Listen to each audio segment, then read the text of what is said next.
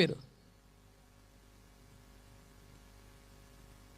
యజ్ఞం వై ప్రజాపతి, యజ్ఞం వై ప్రజాపతి అన్నాడంటే యజ్ఞమైపోయిన వాడే ప్రజాపతి, యజ్ఞమైపోయిన వాడే ప్రజాపతి.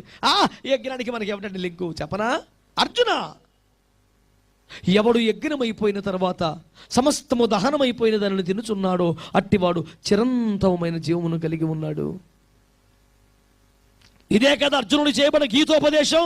అర్జున, ఎవడైతే యజ్ఞం అయిపోయిన తర్వాత ఆ మిగిలిన దానిని తినుచున్నాడో అతడు నిత్య జీవాన్ని పొందుకుంటాడు అంటాడు.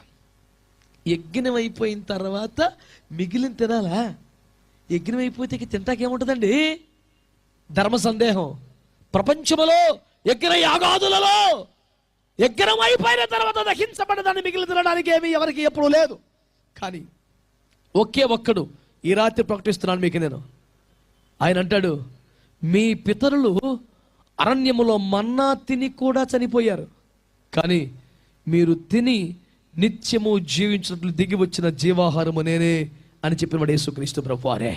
మీ నోటికి ఒక జీవపు రొట్టెగా అందుట కొరకే గెత్సేమనే అనే గానుగలో కొట్టబడి పిండి చేయబడి కల్వరి అనే పెనం మీద ఒక రొట్టెగా కాల్చబడి వీరవోడు మీ చేతికి అనుగ్రహించబడుతున్న ఏకైక జీవపు రొట్టె యజ్ఞం అయిపోయిన తర్వాత, శిలువ మీద యజ్ఞం అయ్యాక, బలయ్యాక, చనిపోయాక, ప్రాణం పెట్టాక, శిక్షను భరించాక, చావునే చంపి తిరిగి లేచాక ఈనాడు మనకొక నిత్య జీవార్థమైన ఆహారంగా మారిన అవతారం ఏది అని మీరు అడిగితే ఎవరు చెప్పండి? అతడు ఒక యేసుక్రీస్తు ప్రభువారే కదా.